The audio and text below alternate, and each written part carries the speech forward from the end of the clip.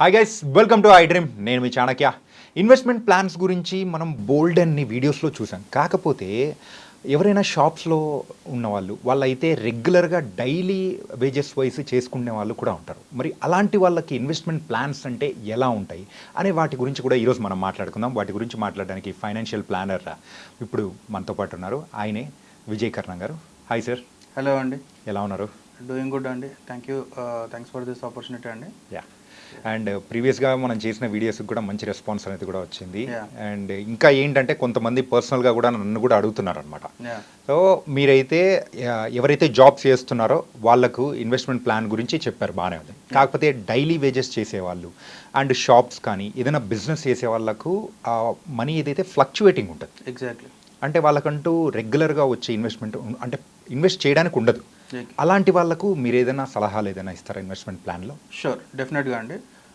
ఇక్కడ మనం అర్థం చేసుకోవాల్సింది ఏంటంటే, మీరు చెప్పినట్టుగా మనం ఒక శాలరీడ్ ఎంప్లాయీ ఉన్నాడు అనుకోండి, వాళ్ళకి ఏంటంటే monthly some x date 5th or 10th or 15th or date, అంటే కంపెనీని డిపెండ్ అంటే వాళ్ళకి ఇంత అమౌంట్ 50,000 కానీ 10,000 కానీ 15,000 కానీ వాళ్ళకి అమౌంట్ వస్తుంటుంది. దాని ప్రకారం వాళ్ళు ప్లాన్ చేసుకోవడానికి స్కోప్ ఉంటుంది యాక్చువల్గా. అంటే నాకు ఇంత వస్తుంది, నేను ఇంత సేవ్ చేసుకోవాలి, పోనీ ఇంత ఖర్చు చేయాలన్నా వాళ్ళకి ఒక క్లారిటీ ఉంటుంది. దాన్ని బట్టి వాళ్ళకి లోన్స్ వస్తాయి, హోమ్ లోన్స్ వస్తాయి, అన్నీ వస్తాయి. కాకపోతే ఇక్కడైతే అన్ఆర్గనైజ్డ్ సెక్టార్ అంటే మనకి ఈ మన రెగ్యులర్గా ఉండే ఎంప్లాయీస్ కానీ వీళ్ళు కాకుండా మనకి షాప్ ఓనర్స్ ఉంటారు. మీకు ఇంకా బేర్ ఎగ్జాంపుల్ ఆటో నడిపే వాళ్ళు ఉంటారు. వీళ్ళందరికీ ఎలా ఉంటుందంటే డైలీ ఇన్కమ్ జనరేషన్, అంటే ఆ రోజు వాళ్ళు వర్క్కి వెళ్తేనే వాళ్ళకి ఇన్కమ్ వస్తుంది. అది ఫస్ట్ కేటగిరీ. సెకండ్ కేటగిరీ వచ్చేసి బిజినెస్ చేసేవాళ్ళు, స్మాల్ స్కేల్ బిజినెస్ చేసేవాళ్ళు. వాళ్ళది కూడా సేమ్ ఇలాగ ఉంటుంది. అంటే ఒక రోజు అమౌంట్ ఉంటుంది, విపరీతంగా ఉంటుంది. ఈ రోజు 1 lakh 2 lakh జనరేట్ చేయగలుగుతారు వాళ్ళ బిజినెస్లోకి వెళ్ళి. కానీ నెక్స్ట్ 10-15 days ఎలా ఉంటుందో వాళ్ళకి క్లారిటీ ఉండదు. సో వీళ్ళకి ఫినాన్షియల్ ప్లానింగ్ అనేది కొంచెం డిఫికల్ట్ అండి. శాలరీస్ ఎంప్లాయీస్ కంటే మనకు క్లారిటీ ఉంటుంది. మనం ఎక్సెల్లో కూర్చొని 30% సేవింగ్ చేద్దాము, లేకపోతే నెక్స్ట్ 5 yearsకి ఇట్లా తీసుకెళ్దాం అనేది మనకు క్లారిటీ ఉంటుంది. కానీ అన్ఆర్గనైజ్డ్ సెక్టార్కి వచ్చేసరికి నెక్స్ట్ 5 years తర్వాత ఇంత అవుతుంది అంత అవుతుంది మనం చెప్తే వాళ్ళు ఉండి ఏమంటారంటే, సార్ అంత అమౌంట్ నిజంగానే నేను సేవ్ చేయగలిగితే నా బిజినెస్లోనే పెట్టుకుంటాను, ఫస్ట్ థింగ్. సెకండ్ థింగ్, వీళ్ళు డైలీ వేజెస్కి daily day to day income ఉండే వాళ్ళు ఏం చేస్తారు అంటే, అంత అమౌంట్ మా దగ్గర ఉంటే మేము దాన్ని మేనేజ్ చేయలేము, మాకు ఇది వర్కౌట్ కాదు, ఎస్ఐపి అనేది రూల్డ్ అవుట్ ఇక్కడ. ఓకే, వీళ్ళిద్దరికి మంత్లీ ఇంత సేవ్ చేసుకోవడం అనేది రూల్డ్ అవుట్. ఎస్ఐపి ప్లాన్ అయితే ఊరికే మంత్లీ ఎవరికైతే శాలరీ ఫిక్స్డ్గా వస్తుందో వాళ్ళకైతే సెట్ అవుతుంది, వాళ్ళకి సెట్ అవుతుంది. మనకి ఇంతవరకు ఎస్ఐపి మోడల్ మనం ఎంతమంది దగ్గర విన్నా ఎవరైనా చెప్పినా వాళ్ళు చెప్పేది మంత్లీ ఇంత డేట్ పెట్టుకోండి, ఇంత అమౌంట్ పెట్టుకోండి, అది డిడక్ట్ అవుతుంటుంది, 5 years తర్వాత ఇంట 10 years తర్వాత ఇంట అని చెప్పి వెళ్ళిపోతుంటారు. నేను ఇప్పుడు నెక్స్ట్ చెప్పే కాన్సెప్ట్ ఏంటంటే డైలీ ఎస్ఐపి, ఎవ్రీడే ఎస్ఐపి ఉంటుంది. ఇక్కడ మనం ఏం చేస్తామంటే, ఫర్ సపోజ్ ఒక పర్సన్ ఉన్నాడు, అతనికి డైలీ ఇన్కమ్ అన్ని ఖర్చులు అన్ని పోను ఒక 2,000 వస్తుంది అనుకుందాం. ఫర్ సపోజ్ ఒక 1,000 రూపీస్ అతని ఇంటికి తీసుకెళ్ళాలి. ఇంకో 1,000 రూపీస్ జనరల్గా ఏం చేస్తారు, ఎంజాయ్ చేస్తారు, వాళ్ళ పర్సనల్ థింగ్స్ వాళ్ళు సాటిస్ఫై అయిపోయి ఇంటికి వెళ్ళిపోయి మళ్ళీ రేపు వచ్చి మళ్ళీ 2,000 ఎర్న్ చేయడానికి చూస్తారు. మన స్విగ్గీ డెలివరీ బాయ్స్ కానీ వీళ్ళు కూడా సేమ్ ఇదే ప్రాసెస్లో వెళ్తుంటారు. వాళ్ళకి డే టు డే వెళ్తూ ఉంటుంది, ఓలా డ్రైవర్స్ కానీ వీళ్ళందరూ. మనం ఏం చేయాలి అంటే డైలీ ఎస్ఐపి కాన్సెప్ట్ తీసుకోవాలి. డైలీ ఎస్ఐపిలో ఏం చేస్తామంటే ఎవ్రీడే 500 రూపీస్. ఈ డైలీ అనేది మంత్లీకి 30 days కన్సిడర్ చేయవద్దు. మనకి మంత్లో 21 days to 24 days working days వస్తాయి. Okay, Saturday Sundays excluded. ఎందుకు అంటే మార్కెట్స్ క్లోజ్ ఉంటాయి ఆ రోజు.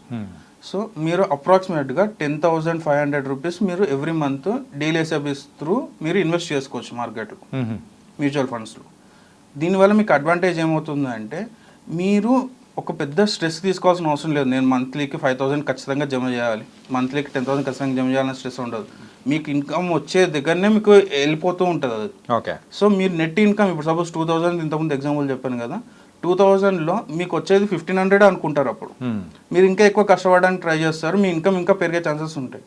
ఆ 500 కాస్త పెరుగుతూ ఉంటుంది. మీకు ఈ ఎగ్జాంపుల్లో ఇట్లా 500 రూపీస్ ఇట్లా వర్కౌట్ అయింది కదా. డైలీ బిజినెస్ చేసే వాళ్ళు ఉంటారు, వాళ్ళకు కూడా సేమ్ ఇదే. వాళ్ళు డైలీ 1,000 రూపీస్ కానీ డైలీ 10,000 రూపీస్ కానీ వాళ్ళు డైలీ ఎస్ఐపిస్ చేసుకోవచ్చు. ఇట్లా చేసుకుంటే వాళ్ళకి ఏమవుతుంది అంటే వాళ్ళకి అసలు కనిపించదు, వాళ్ళు ఇన్వెస్ట్ చేస్తున్నాం అనే ప్రెషర్ వాళ్ళకి ఫీల్ కాదు. వాళ్ళకి నెట్ ఇన్కమ్ అంటే మనకు వచ్చే దగ్గరనే మనం కట్ చేస్తుంటాం కాబట్టి వాళ్ళకి ఇన్వెస్ట్మెంట్స్ ఎక్కువ అయ్యే ఛాన్సెస్ ఉంటాయి. సెకండ్ థింగ్, రెగ్యులర్గా ఎస్ఐపిస్ చేసుకోలేమన్న వాళ్ళకి మనం ఏం చేస్తాము అంటే వాళ్ళకి ఎప్పుడు వస్తాయో అప్పుడు లంసమ్ ఇన్వెస్ట్మెంట్ అని 5,000 అబవ్ ఉంటే లంసమ్ అట్ ఏ టైం చేయొచ్చు మనకి ఎస్ఐపి రిజిస్ట్రేషన్ చేసుకోకుండా. అది ఎన్ని రోజులకు ఒకసారి అని నార్మల్గా? అట్స్ అప్ టు అంటే మీ ఇష్టం. ఈరోజు సపోజ్ నా దగ్గర 6,000 రూపీస్ ఉన్నాయి, 5,000 అబోనే కదా, 6,000 నేను ఈరోజు ఇన్వెస్ట్ చేసేస్తాను. అది ఏ ఫండ్ ఏదైనా సెకండరీ, నేనైతే ఇన్వెస్ట్ చేసేస్తాను. ఓకే, ఈ రోజుకి అయిపోయింది క్లోజ్. ఇంకా మళ్ళీ దానికి కమిట్మెంట్స్ ఏమి ఉండవు. నెక్స్ట్ మంత్ ఇంత అమౌంట్కి చేయాలి, నెక్స్ట్ ఇయర్కి ఇంత ఇవ్వాలనేది ఏం లేదు. 6,000 వెళ్ళిపోతుంది అంతే మార్కెట్లోకి. ఓకే. సపోజ్ ఎవరైనా ఒక పర్సన్ ఇట్లాగే ఒక 5 years 10 yearలో ఒక 15 lakhs వరకు జమ చేశాడు అనుకోండి. ఒక లైవ్ ఎగ్జాంపుల్ ఇది.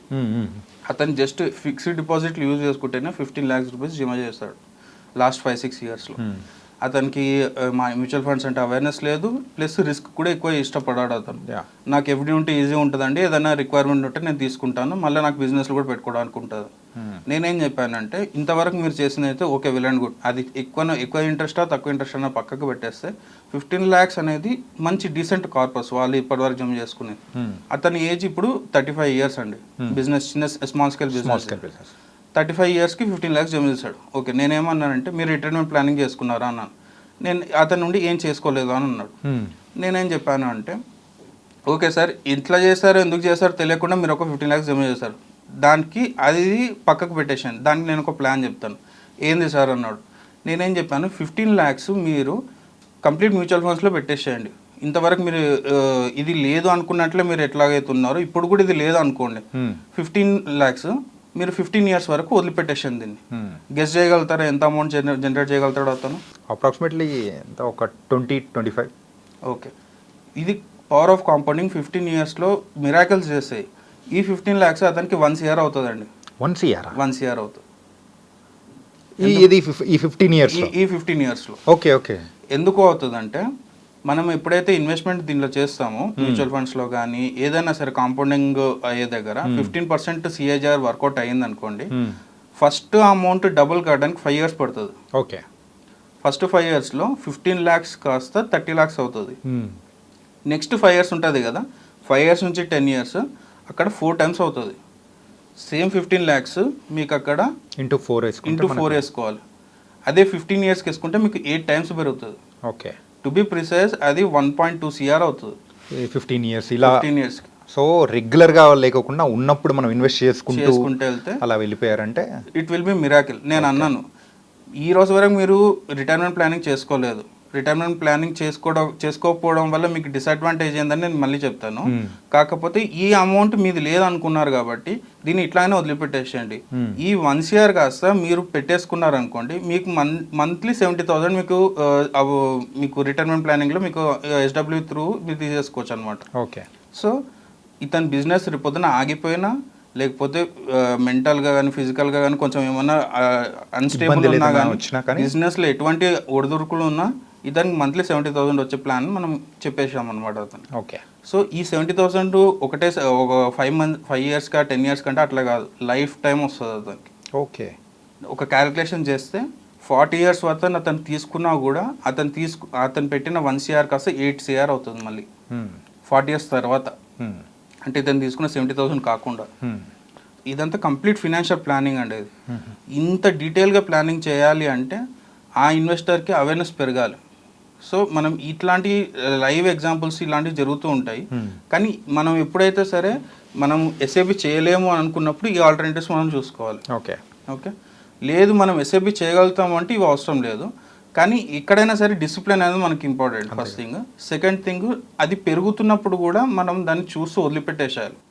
ఇప్పుడు సపోజ్ 15 lakhs నేను చెప్పాను కదా, ఈరోజు మనం 15 lakhs రియల్ ఎస్టేట్లో పెట్టి ల్యాండ్ తీసేసుకుని వదిలిపెట్టేస్తాం, దాని జోలికి వెళ్ళాం. ఇంత పెరిగిందా అంత పెరిగిందా అని మనం ఏం దాని గురించి ఆలోచన చేయం. కానీ మ్యూచువల్ ఫండ్స్ మనకేమవుతుంది, మనకి అప్లికేషన్లో కనిపిస్తుంటుంది, అరే ఇది 20 lakhs అయింది, 30 lakhs అయింది, 50 lakhs అయింది. అదొక 60 lakhs వరకు అయిన తర్వాత మనకు టెన్షన్ అని ఇంకా ఎక్కువ పెరగదు అని చెప్పేసి అమ్మేస్తుంటాం. ఆ మిస్టేక్ ఎప్పుడు చేయొద్దు మనం. సో ఇక్కడ మీకు అడ్వైజర్ రోల్ అనేది ఎంత హెల్ప్ఫుల్ అవుతుందో మీకు ఇక్కడ తెలుస్తుంది అనమాట. మేము చెప్పగలుగుతాం అంటే నేనైనా కానీ ఎవరైనా సరే మీకు అడ్వైజర్ చెప్పగలుగుతారు, సార్ దీనికి పొటెన్షియల్ ఇంకా చాలా ఉంది, మీకు ఇప్పుడు రిక్వైర్మెంట్ లేదు, రిక్వైర్మెంట్ లేనందుకు ఎందుకు తీస్తున్నారు, మీ రిక్వైర్మెంట్ ఇప్పుడు 60 years అప్పుడు 60 ఇయర్స్ అప్పటి వరకు దీన్ని వదిలిపెట్టేసేయండి. 60 ఇయర్స్ తర్వాత మీరు హెచ్డబ్ల్యూపీ పెట్టుకోండి.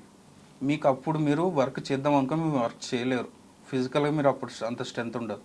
సో అప్పుడు మీరు మంత్లీ ఇన్కమ్ కావాలి కాబట్టి దీన్ని ఇట్లాగానే వదిలిపెట్టండి. అది ఇంకా మంచి ఫండ్స్లో సెలెక్ట్ చేసుకోవడానికి మీకు అడ్వైజర్స్ హెల్ప్ చేస్తారు. ఉన్న ఫండ్స్ని స్విచ్ చేసుకోవడం కూడా మీరు చేసుకోండి. కానీ అమౌంట్ విత్డ్రాల్ చేసుకోకుండా 15 ఇయర్స్ వరకు ఉండగలిగితే డెఫినెట్గా మీరు మంత్లీ ఇన్కమ్ జనరేట్ చేసుకోవచ్చు. ఎస్ఐపి ఒకటే కాదు, దానికి ఆల్టర్నేటివ్స్ కూడా చాలా ఉన్నాయి. అండ్ మీరు చెప్పిన ప్లానింగ్ అయితే అంతా చాలా బాగుంది సార్. ఏంటంటే అది డైలీ ఎస్ఐపి కాకోకుండా, అంటే డైలీ ఎస్ఐపి అనేది it was a very good thing. కానీ ఏమవుతుందంటే మధ్యలో ఏదైనా ఇబ్బంది వచ్చి మరి ఆ అమౌంట్ని తీసుకోవాలన్నట్టు అనిపించింది అనుకోండి, ఇస్ ఇట్ పాసిబుల్? యా, మనం అందరూ ఏమనుకుంటారంటే ఎస్ఐపిస్ని ఇన్సూరెన్స్ పాలసీలు కానీ యూలిప్స్కి కానీ ఇంటర్లింక్ చేస్తుంటారు. ఒకసారి కడితే అట్టే వెళ్ళిపోతాయి, ఇంకా మళ్ళీ మనకు రావు. లేదు, లాక్ ఇన్ పీరియడ్స్ ఉంటాయి, 5 ఇయర్స్ వరకు 10 ఇయర్స్ వరకు మనం అమౌంట్ తీసుకోవడానికి రాదు అని అనుకుంటారు. SIP mutual funds is different, ULIPs are different, insurance policies కూడా డిఫరెంట్. ఓకే. ఎస్ఐపిలో ఎలా ఉంటుంది అంటే మీరు ఓపెన్ మ్యూచువల్ ఫండ్స్, నేను చెప్పే క్లోజ్డ్ మ్యూచువల్ ఫండ్స్ కాదు, open mutual funds. Open mutual ఫండ్స్లో ఎలా ఉంటుంది అంటే వన్స్ మీరు అమౌంట్ పెట్టిన తర్వాత ఇన్ కేస్ మీకు రిక్వైర్మెంట్ ఉంటే పార్షల్ విత్డ్రాల్ చేసుకోవచ్చు, ఫుల్గా కూడా రిడీమ్ చేసుకోవచ్చు. విత్ ఇన్ 2 days మీ అకౌంట్లోకి అమౌంట్ వస్తుంది. అది ఎంత ఎక్కువ వస్తుందా తక్కువ వస్తుందా అనేది సెకండ్ థింగ్. అది మార్కెట్ ఫ్లక్చుయేషన్ బట్టి ఉంటుంది. ఒక క్లయింట్ 1 lakh ఇన్వెస్ట్ చేశాడు, మార్కెట్ కొంచెం డౌన్ ఉంది, అది కాస్త 90,000 అయింది, కానీ అతనికి ఎమర్జెన్సీలో అమౌంట్ కావాలి. లేదు అంటే అతను లోన్ తీసుకుంటాడు. లోన్ తీసుకుని ఇంట్రెస్ట్ కట్టే బదులు దీంట్లోకి వెళ్ళి సగం తీసుకోవచ్చు కదా అతను. సో ఈ లిక్విడిటీ అనేది చాలా ఉంటుంది మనకు మ్యూచువల్ ఫండ్స్. అదే మీరు నేను ఇంతకుముందు చెప్పిన ఎగ్జాంపుల్ 15 lakhsలో అతను ప్లాట్లో తీసుకొని ప్లాట్ పెట్టాడు అనుకోండి, సగం ప్లాట్ అమ్మలేడు కదా అతను, అమ్మలేడు. కానీ 50 lakhs కాస్త 60 lakhs 70 lakhs అయినప్పుడు ఎమర్జెన్సీలో ఒక 10 lakhs అయినా విత్డ్రాల్ చేసుకోవడానికి అతను ఛాన్స్ ఉంటుంది. అట్లా ఈ డిఫరెన్సెస్ అనేవి ఉంటాయి. ఎందుకంటే మెయిన్గా అయితే మ్యూచువల్ ఫండ్స్ కానీ ఇట్లా ఇన్వెస్ట్ చేస్తూ ఉన్నప్పుడు ఎస్ఐపి మోడల్స్ మీద చాలా మందికి ఉన్న డౌట్స్ ఇదే అనమాట. షూర్. అరే మధ్యలో బ్లాక్ అయిపోయింది అంటే అది వస్తుందా రాదా, అంటే ఇన్ని రోజులు లాకింగ్ పీరియడ్ ఉంటుంది కదా అనే ఉద్దేశంతోనే నేను ఈ క్వశ్చన్ అడిగారు. అండ్ దానికి మీరు చక్కటి సమాధానం కూడా చెప్పారు. Thank you. అండ్ మీకు ఇంకో ఫ్యూచర్ కూడా చెప్తానండి దీంట్లో.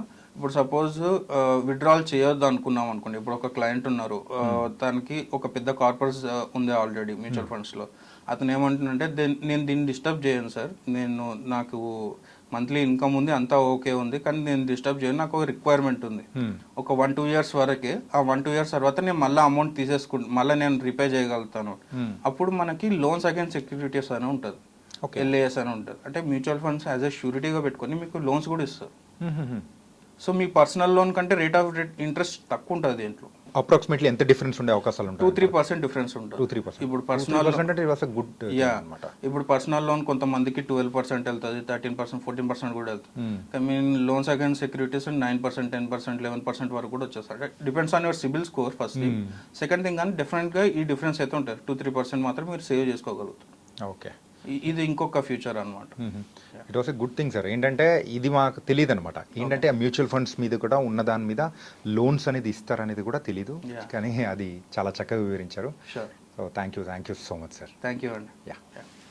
సో గైస్, ఎవరైతే మరి డైలీ వేజెస్ వచ్చే వాళ్ళు కానీ, షాప్స్ కానీ, చిన్న చిన్న బిజినెస్ ఏదైనా ఉన్నారో వాళ్ళందరూ కూడా ఇలాంటి ఇన్వెస్ట్మెంట్ ప్లాన్ మీరు ట్రై చేశారంటే మాత్రం, సో ఒక 15 lakhsతో మీరు అనుకున్నారంటే అది 15 yearsలోనే సుమారు 1.2 crores వరకు కూడా వెళ్తుందని చెప్పేసి విజయకరణ గారు చాలా చక్కగా వివరించారు.